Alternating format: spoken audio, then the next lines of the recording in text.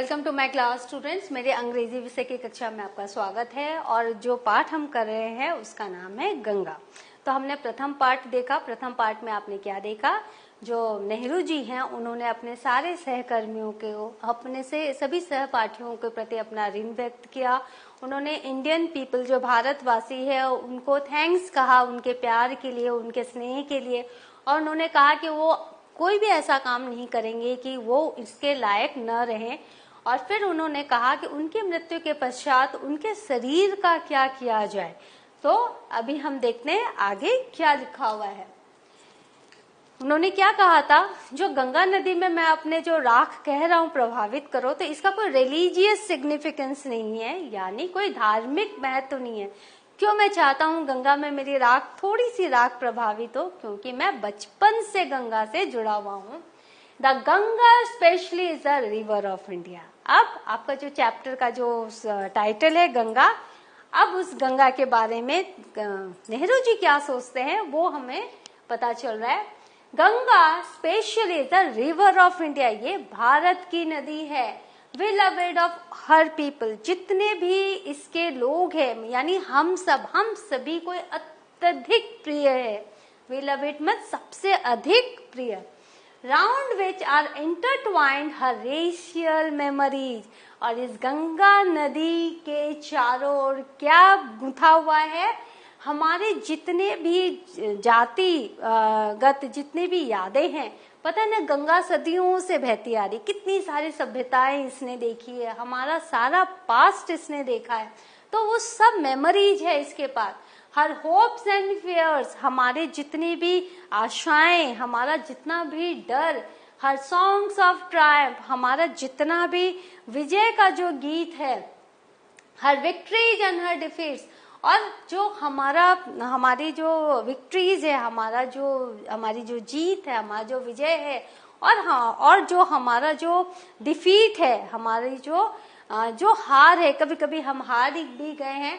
तो यहाँ पर ये सारा जो है गंगा नदी के आसपास सब गुथा हुआ है, सब कुछ गंगा ने देखा है, और इसीलिए भारत के जितनी भी यादें हैं, अतीत की यादें, वो सब गंगा को पता है।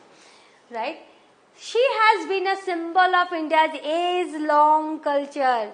जो गंगा नदी है वो भारत के कई सालों पुराने, मतलब अनादिकाल से, भारत सबसे प्राचीन देश है, आपको पता है। यहाँ तो देव का वास हुआ है।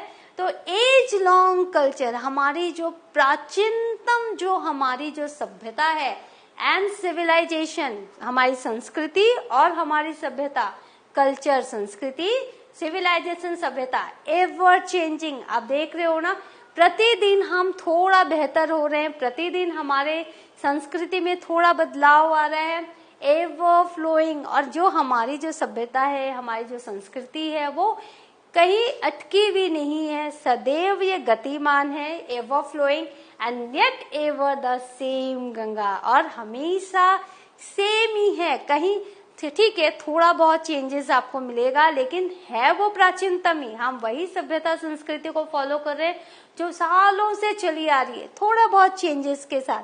तो गंगा नदी के जैसे ही हमारी ये सभ्यता और संस्कृति है। तो गंगा नदी भी क्या है? ये हमारे कल्चर और हमारे सिविलाइजेशन को देखा हुआ है इसने। गंगा नदी एवर चेंजिंग है, आप देख रहे हो ना, हर जगह आप अगर गंगा नदी का जो गंगोत्री से लेकर अगर आप इसको देखोगे, इनकी जो राह है, इनका जो मैप देखोगे, कहीं कहीं पर ये एवर चेंजिंग इनका फ्लो है, और एवर फ्लोइंग, हमेशा बहती रहती है, लेकिन है वही गंगा नदी। तो हमारा भारत भी ऐसा ही है, हमारा कल्चर भी ऐसा है। She reminds me of the snow-covered peaks। तो गंगा नदी नेहरू जी को क्या याद दिलाती है? वो बर्फ से ढकी हुई चोटियां, एंड ये देखो गंगा नदी और ये बर्फ से ढकी हुई चोटियां, है ना, खूबसूरत सा।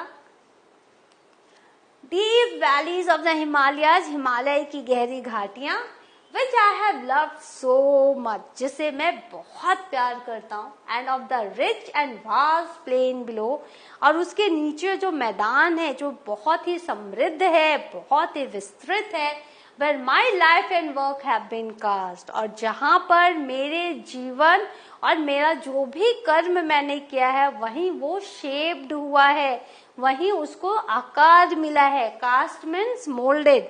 तो इसीलिए मैं गंगा नदी को बहुत इंपॉर्टेंस देता हूँ, बहुत प्यार करता हूँ. Smiling and dancing in the morning sunlight. Ganga नदी कैसी है? इन्होंने तो सारे इनके मूड्स देखे हुए हैं, क्योंकि ये तो बचपन से गंगा नदी को देख रहे हैं. तो ये कैसी लगती है हर सीजन में, देखो हम भी देखते हैं. खुश मिजाज, स्माइलिंग एंड डांसिंग, नाचती हुई इन द मॉर्निंग सनलाइट. जब सुबह की धूप पड़ती है तो गंगा नदी ऐसी दिखती है. एंड डार्क एंड ग्लूमी, और अंधेरे में थोड़ी सी उदास, एंड फुल ऑफ मिस्ट्री, और काफी रहस्यमयी. As the evening shadows fall, जैसे जैसे थोड़ा सा शाम की जब छांव इस पर पड़ती है तो गंगा ऐसी दिखती है. A narrow slow and graceful stream in winter. आपको पता है जब जाड़े का समय आता है तो गंगा नदी थोड़ी सी छोटी दिखती है, नैरो हो जाती है, सक्रिय हो जाती है, थोड़ी स्लो हो जाती है, धीमी हो जाती है, और पर ग्रेसफुल रहती है. ग्रेसफुल माने बहुत सुंदर तरीके से इनकी जो धार है धार के रूप में दिखती है.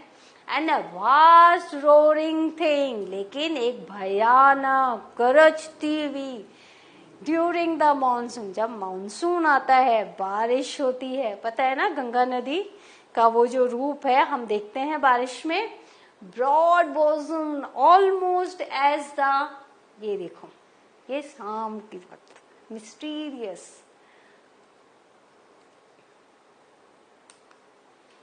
ये बारिश में देखो सब डूब रहे हैं.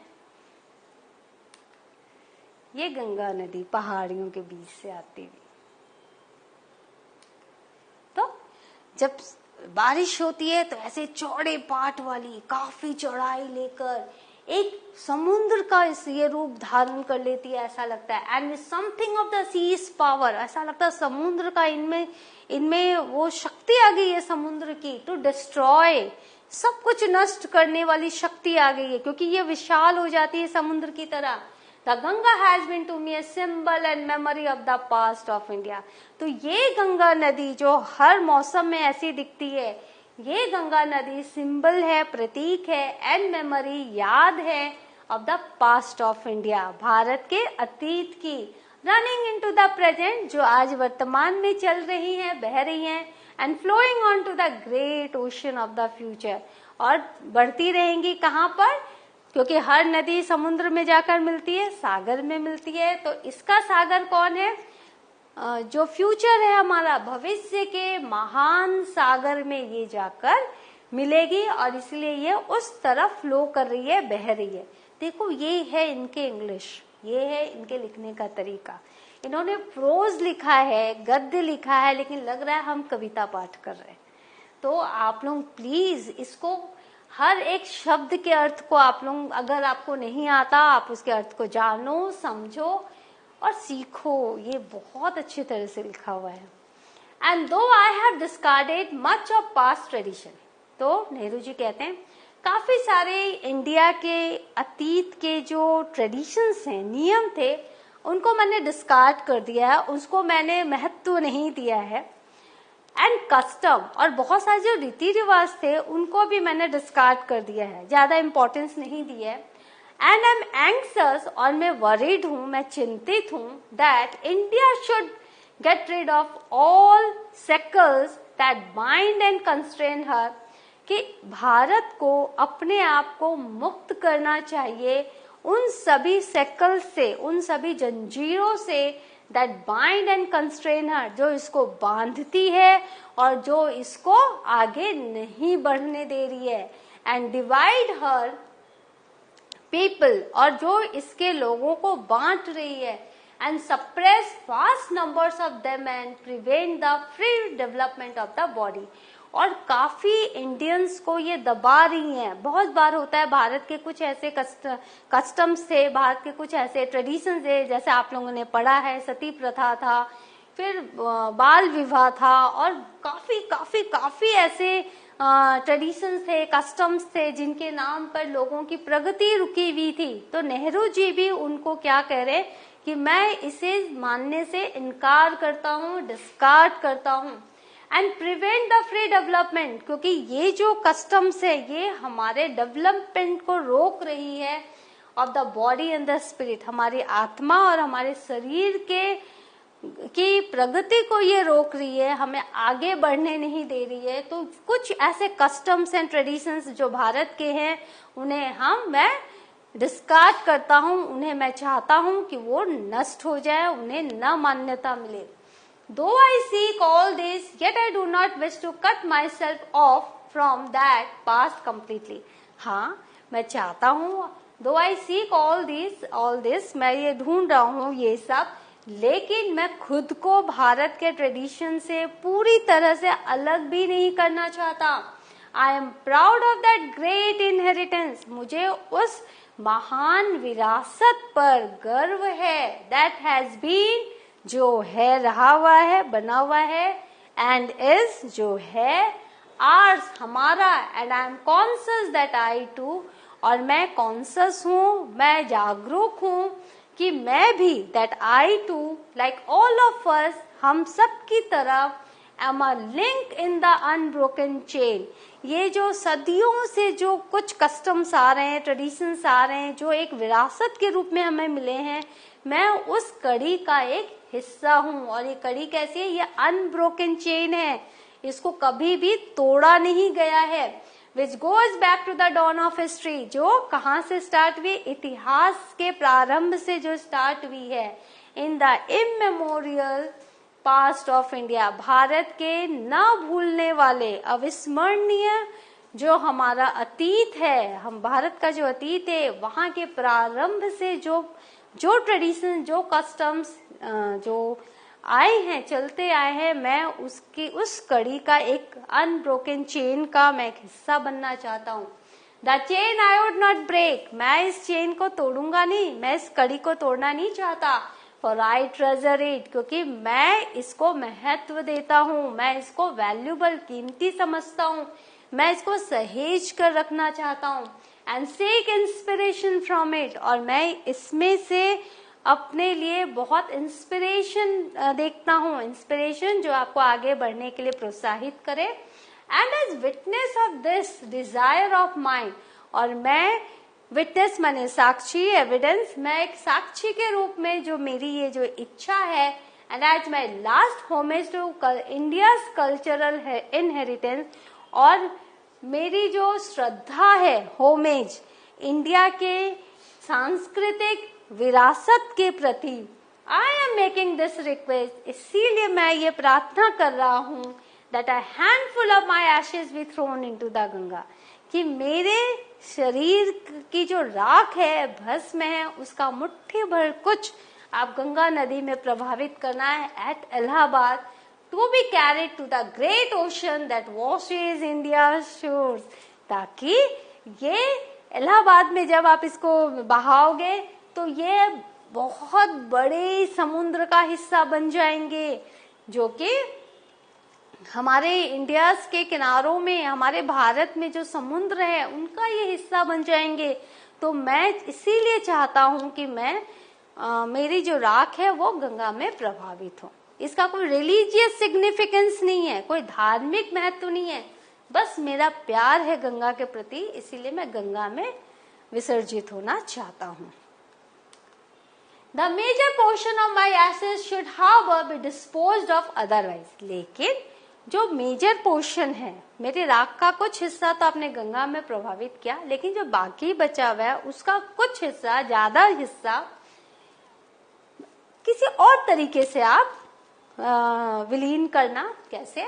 I want this to be carried high up into the air, मैं चाहता हूँ आप लोग मेरी राख लेकर बहुत ऊंचाई तक जाना, इन एन एरोप्लेन, हवाई जहाज से, and scattered from that height, और उस ऊंचाई से चारों तरफ उसे बिखेर देना ओवर द फील्ड्स, उन खेतों पर where the peasants of India toil, जहां भारत के किसान कड़ी मेहनत कर रहे हैं या कड़ी मेहनत करते हैं, so that they might mingle with the dust and soul of India, ताकि मेरी जो राख है यानी मैं मृत्यु के पश्चात भारत की धूल में और भारत की आत्मा में मिल सकूं, and become an indistinguishable part of India, और हमेशा हमेशा के लिए भारत का हिस्सा बना रह सकूं। ये हैं हमारे प्रधानमंत्री, पहले प्रधानमंत्री। I have written this will and testament, मैंने ये will and testament लिखा है in न्यू दिल्ली, नई दिल्ली में on the 21st day of June, 21 जून को in the year 1954, 1954 के 21 जून को नई दिल्ली में मैंने ये टेस्टामेंट लिखा है। चलो वर्ड मीनिंग देख लेते हैं। इंटरट्वाइंड, इंटरवोवन, आपस में गुंथा हुआ। रेशियल, पर्टेनिंग टू कास्ट, जाति से रिलेटेड। डिफीट्स, लॉस, हानि। Symbol, token. चलो करते हैं वर्ड मीनिंग। इंटरट्वाइंड, इंटरवोवन, आपस में गुंथा हुआ। रेशियल, पर्टेनिंग टू कास्ट, जाति से संबंधित। डिफीट्स, लॉस, हानि। सिंबल, डिफीट मतलब हार, जो हारते हैं हम, लॉस बोलते हैं, लॉस एंड विन, जीत एंड हार। सिंबल, अ टोकन, प्रतीक। Age long, having existed for ages, कई सालों से। कास्ट, मोल्डेड, शेप दिया हुआ, आकार दिया हुआ। ग्लूमी, सॉरोफुल, थोड़ा दुख भरा। मिस्ट्री, सीक्रेट, रहस्यपूर्ण। Broad bosomed, with great with, कब हो जाती है गंगा नदी? जब मॉनसून में आती हैं। डिस्कार्डेड, फोरसेकन, मैं उन्हें भूल जाना चाहता हूँ। एंग्सस, वरीड। रिड हरसेल्फ, लिबरेटेड, मुक्त करना। शेकल्स, चेन, बॉन्डेज, जंजीरें। कंस्ट्रेन, कन्फाइन, बंधा हुआ। सप्रेस, ओवरपावर, आपको दबा के रखना। प्रिवेंट, चेक, हम लोग क्या करते हैं उसको चेक करते हैं, मना करते हैं, प्रिवेंट करते हैं। Seek, search for, find out करता हूं। इनहेरिटेंस, ऑब्टेन इन सक्सेशन, जो विरासत मिलती है हमें। कॉन्शियस, अवेयर, मैं जागरूक हूं। डॉन, इनिशियल स्टेज, ये सुबह की पहली सुबह, पहली पोर जो होती है उसको डॉन बोलते हैं ना, तो वो इनिशियल स्टेज यहाँ इस रूप में यूज हुआ ये सब। इमेमोरियल, लॉन्ग लिव्ड, कभी भी खत्म नहीं होने वाला, हमेशा हमारे स्मरण में रहने वाला, अविस्मरणीय। Treasure, to treat as valuable, बहुत ही वैल्यूबल के रूप में हम इसे ट्रीट करते हैं, देखते हैं। कीमती, खजाना। इंस्पिरेशन, एनकरेजमेंट, मुझे बहुत उत्साह मिलता है, प्रोत्साहन मिलता है। विटनेस, एविडेंस, साक्ष्य। होमेज, ट्रिब्यूट, मैं अपनी जो श्रद्धा है मैं देना चाहता हूँ, दैट इज होमेज। मैं नेहरू के लाइन्स बोल रही हूँ। शोर्स, कोस्ट, भारत के हर, जब वो समुद्र में मिल जाएंगे तो हर एक कोस्ट में, हर एक सी कोस्ट में मेरी राख पहुंचेगी। Otherwise, in a different manner, दूसरी तरीके से। स्कैटर्ड, थ्रोन एवरीवेयर, चारों तरफ फैला देना। पेजेंट्स, फार्मर्स, किसान। टॉयल, लेबर, जो मेहनत कर रहे हैं। मिंगल, मिक्सअप, मिल जाएंगे। इनडिस्टिंग्विशेबल, अनआइडेंटिफाइबल, मतलब मैं ऐसा एकाकार हो जाऊंगा कि मुझे कोई अलग नहीं कर पाएगा इंडिया से, भारत से, मैं उसका ऐसा पार्ट बन जाऊंगा, ऐसा हिस्सा बन जाऊंगा। सो आपने क्या देखा? पोया, ये स्टोरी खत्म हो गई। स्टोरी तो नहीं, ये सच है, ये विल एंड टेस्टामेंट इन्होंने लिखा है। चैप्टर खत्म हो गया। आप प्लीज इसके हर एक शब्द का अर्थ आप जानना, लिखना, समझना, और इस चैप्टर को पूरा गूगल में आप जरूर पढ़ना, क्योंकि यहाँ एक छोटा सा अंश आपको दिया गया है। जो नेक्स्ट कक्षा है उसमें हम क्वेश्चन आंसर्स करेंगे। Thank you.